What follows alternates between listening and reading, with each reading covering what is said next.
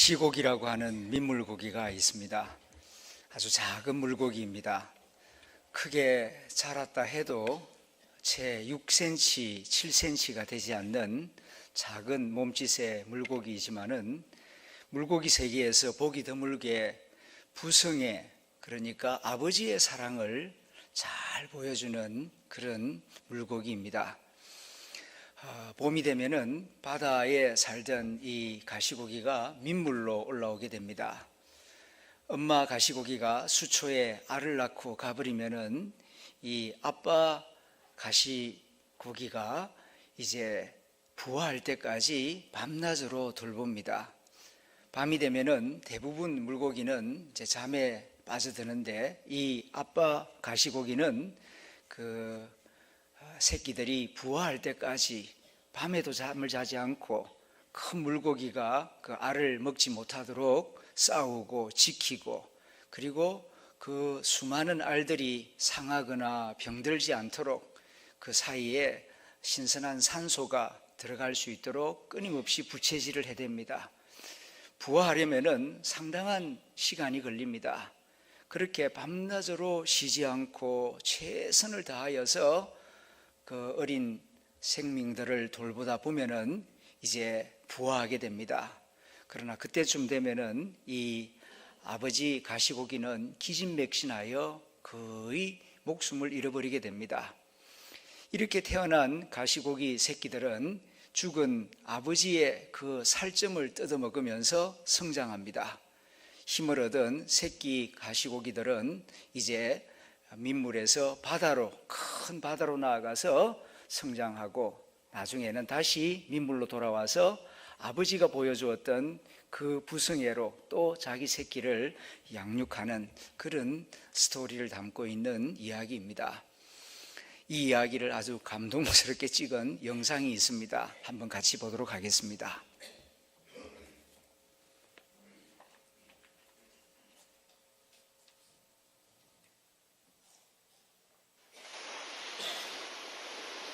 이른 봄, 오로지 아비로 살기 위해 이곳을 찾아오는 녀석들이 있다. 큰 가시고기다.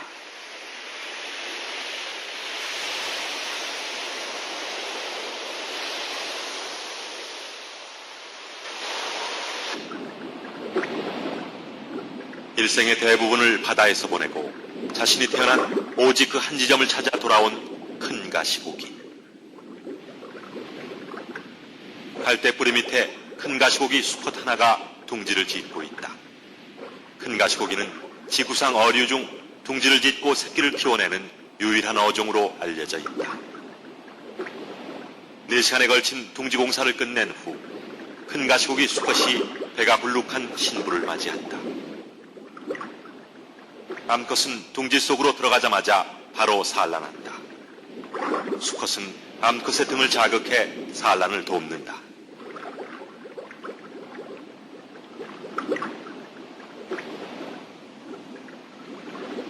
산란이 끝나면 수컷은 즉시 알을 수정시킨다. 암컷은 둥지를 떠나고 이제부턴 수컷 홀로 알을 돌보아야 한다. 알 도둑의 침입을 막기 위해 수초로 위장막을 친 후 부채질을 시작한다.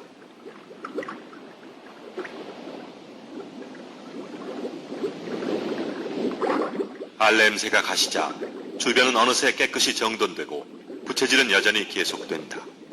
안전한 부화를 위한 아비의 세심한 배려다. 물고기 중에는 모성애보다도 부성애가 강한 종이 많습니다. 그것은 물속이라는 특수한 상황 때문인데요. 물속에는 육지의 동물과 달리 새끼를 안심하게 키울 수 있는 둥지가 없습니다. 그래서 많은 천적으로부터 알과 새끼를 보호하기 위해서는 암컷보다는 수컷이 유리하기 때문이죠. 알이 잘 성장하려면 썩지 않도록 해야 한다. 이를 위해 아비는 천여 개나 되는 알들을 차례로 꺼내 한 번씩 뒤집어준다. 이때 알이 물살에 떠내려가지 않도록 점액질을 분비해 고정시킨다.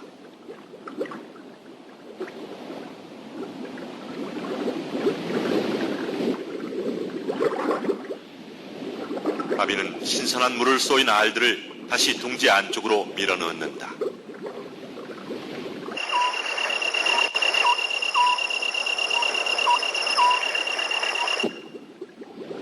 밤이 되면 대부분의 생명체는 휴식에 들어간다.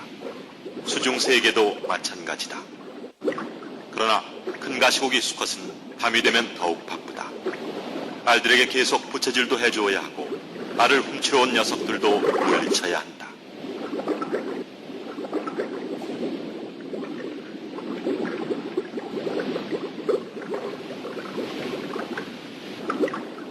등가시를 세운 채 둥지로 접근하는 모든 적들을 단숨에 몰아낸다. 수컷은 이렇게 하루 24시간 잠도 자지 않은 채 알을 지킨다. 부화가 가까워지면서 부채질은 더욱 빨라진다. 산란 8일째, 드디어 부화가 시작됐다. 수컷은 주둥이로 알집을 눌러준다. 부화를 돕는 것이다.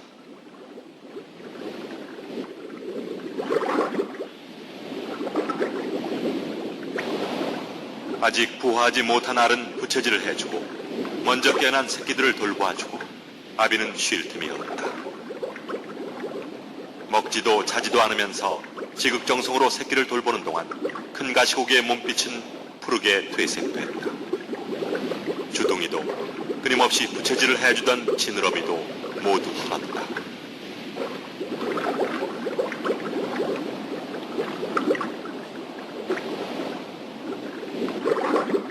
아비의 부성애로 생명을 얻은 녀석들은 수중 생활에 빠르게 적응해 나간다. 부화가 모두 끝난 후 아비는 최후를 맞는다. 새끼를 위해 자신의 모든 것을 다 바치고 생을 마감한다.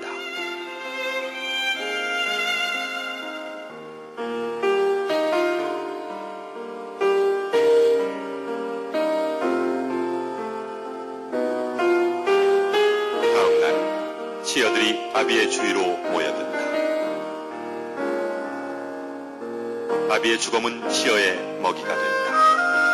마지막 남은 육신마저 새끼들을 위한 생명원으로 내놓은 아비. 그것이 큰 가시고기의 사랑법이다.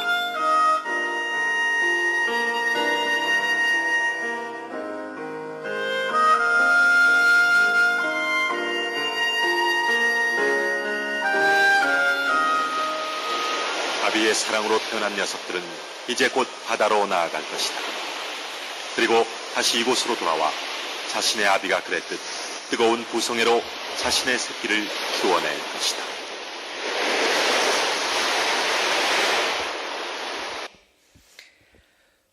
성경에서는 하나님 아버지의 마음, 하나님 아버지의 사랑을 부모님의 마음, 부모님의 사랑에 비유하여 말한 곳이 여러 군데 있습니다.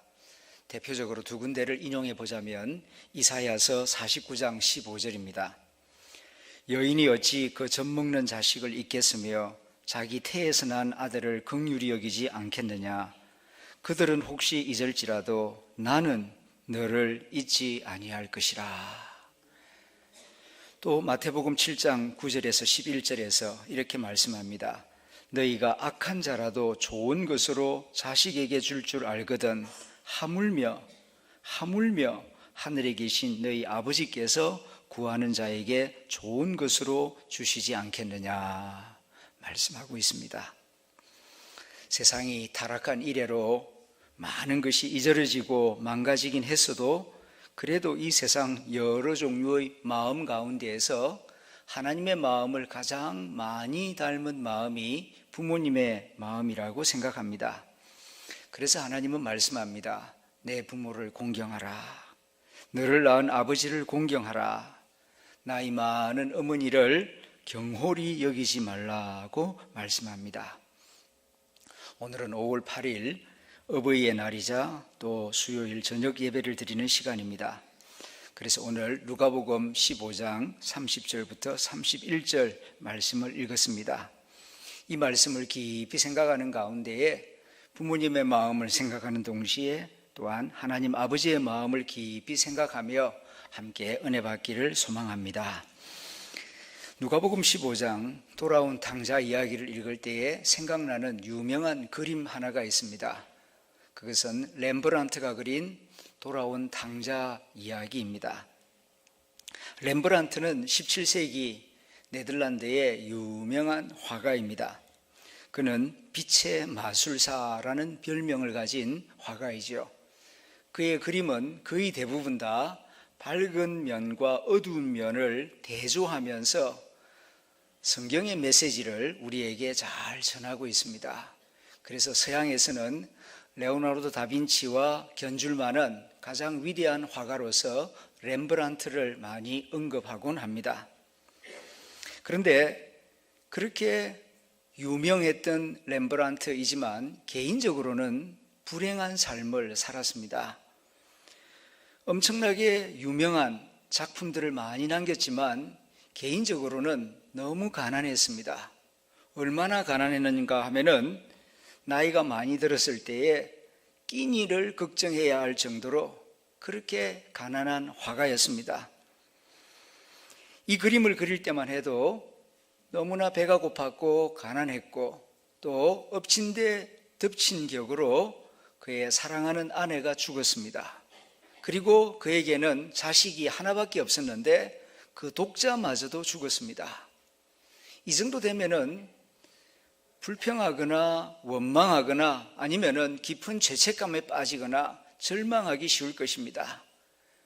경제적으로 너무 궁핍하죠. 사랑하는 아내가 죽었죠. 하나밖에 없는 아들마저 죽었을 경우에 얼마나 슬프고 얼마나 절망적이겠습니까?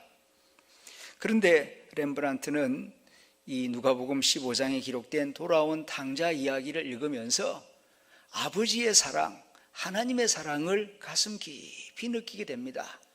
그래서 그는 절망할 수밖에 없는 상황 가운데에서도 절망하지 않고 이 그림을 통하여서 우리에게 하나님 아버지의 사랑을 은은하게 전하고 있습니다. 이 그림을 좀 더 자세히 살펴보며 감상을 해보겠습니다. 첫 번째로 손을 보시길 바랍니다.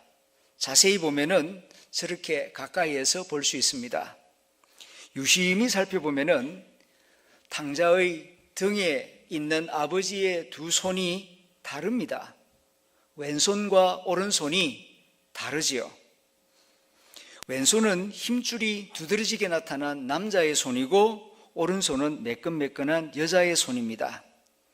한 아버지의 손인데 하나의 손은 강한 남자의 손이고 하나는 부드러운 어머니의 손으로 표현되어 있습니다. 여기에 하나님의 속성을 렘브란트가 표현하고 있는 것입니다. 하나님은 공의와 사랑의 하나님이십니다.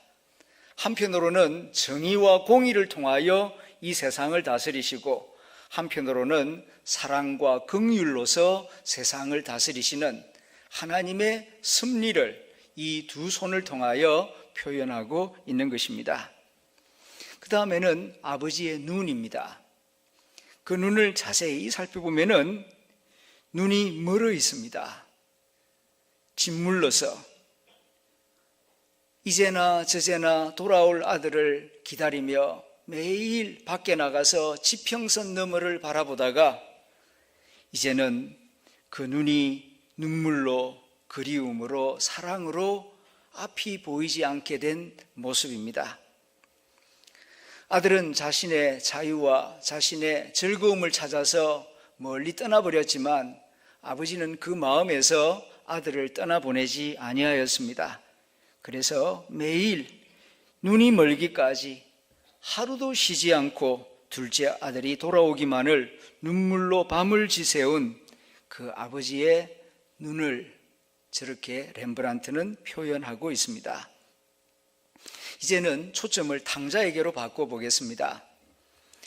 아버지께로 돌아온 탕자가 입은 옷과 신발을 자세히 보면은 그가 입고 있는 옷은 누더기 속옷 한 벌뿐입니다. 거의 몸만 겨우 가리고 있습니다. 그가 아버지에게 오기 전에 감옥에 있었는지 수용소에 있었는지 황갈색에 찢어지고 핏기 어린 속옷은 그의 참담했던 생활을 대변해주고 있습니다. 게다가 샌달이 벗겨진 탕자의 왼발은 상처투성이고 오른발은 거의 다 닳아버린 샌달이 그의 삶이 얼마만큼 비참했는가를 대변해 주고 있습니다. 그리고 탕자의 머리는 죄수처럼 삭발한 모습입니다. 아버지께로 돌아온 이 탕자는 죄인임을 이렇게 표현하고 있는 것입니다. 마지막으로 그 곁에 서 있는 형의 모습입니다. 그림의 오른편에 서 있는 이 탕자의 형의 모습은 지팡이를 두 손으로 꼭 쥐고 꼿꼿하게, 그리고 여러분 보는 바와 같이 무표정하게 서 있습니다. 이 형의 얼굴 모습은 무자비한 형의 모습, 형의 마음을 대변하고 있습니다. 아버지를 배신하고 집을 나갔던 동생을 위하여서 아버지가 큰 잔치를 베푸는 것을 보면서 못마땅하게 생각합니다. 왜 이렇게 쓸모없는 아들을 위하여서 재산을 허비합니까? 그리고 왜 동생을 편애합니까? 동생이 살아서 돌아왔다는 사실에 대하여 기뻐하고 즐거워하는 표정은 전혀 없고 오히려 못마땅하게 생각하는 차가운 냉정한 얼굴 모습이 나타나고 있습니다. 이 그림 속에 나타난 주요 메시지는 두 가지입니다. 하나는 탕자의 모습을 통하여 우리에게 전하는 메시지가 있고, 다른 하나는 아버지의 모습을 통하여서 우리에게 전하는 메시지가 있습니다. 첫째는 탕자의 모습을 통하여서 우리에게 주는 메시지는 하나님을 떠난 인생이 얼마만큼 비참한가, 하나님 아버지를 떠나면 인생이 얼마만큼 공공해지고 비참해지는가에 대하여서 우리에게 가르쳐주고 있습니다. 왜 그 둘째 아들이 아버지를 떠나게 되었습니까? 두 가지 이유 때문이죠. 첫 번째로는 재물에 대한 욕심 때문입니다. 두 번째로는 자기 자유에 대한 욕심 때문입니다. 오늘도 그렇습니다. 가족의 사랑, 형제들의 우애, 아버지의 사랑, 이것보다 눈에 보이는 재물에 눈이 멀게 되면은 제2의 탕자가 될 수 있음을 이 성경이 우리에게 가르쳐주고 있습니다. 그리고 내 자유를 그 무엇보다도 절대시할 때에 이와 같이 탕자의 길을 걸어갈 수 있음을 우리에게 경고하고 있는 것입니다. 사랑이 귀하고 생명이 귀한데 자본주의 사회 속에 살다 보면은 생명보다는 소유, 사랑보다는 물질, 거기에 마음을 빼앗길 때에 이 탕자와 같이 아버지가 살아계신데도 내게 돌아올 분깃을 달라고 하며 아버지의 마음을 아프게 하는 제2의 탕자가 되는 것입니다.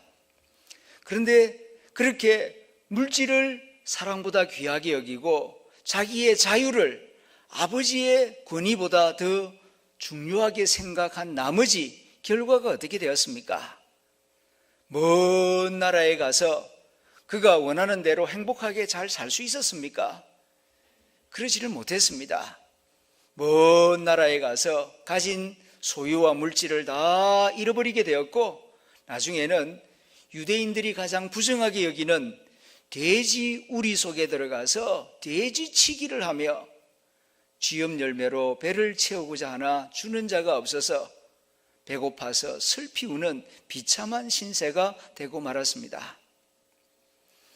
오늘날 우리의 삶도 끊임없이 이 재물에 대한 욕심과 내 자유에 대한 욕심이 강하게 살아있어서 하나님의 말씀과 하나님의 사랑보다는 내 재물, 내 소유, 돈에 대한 욕심, 그리고 또한 내 자유, 내 마음대로 하고 싶은 이 자유에 대한 욕구가 하나님의 말씀, 하나님의 사랑, 하나님의 권위보다 더 우위에 올라갈 때에 우리는 이 탕자와 같은 비극 속으로 빠져들어갈 수 있음을 깊이 생각해야 합니다.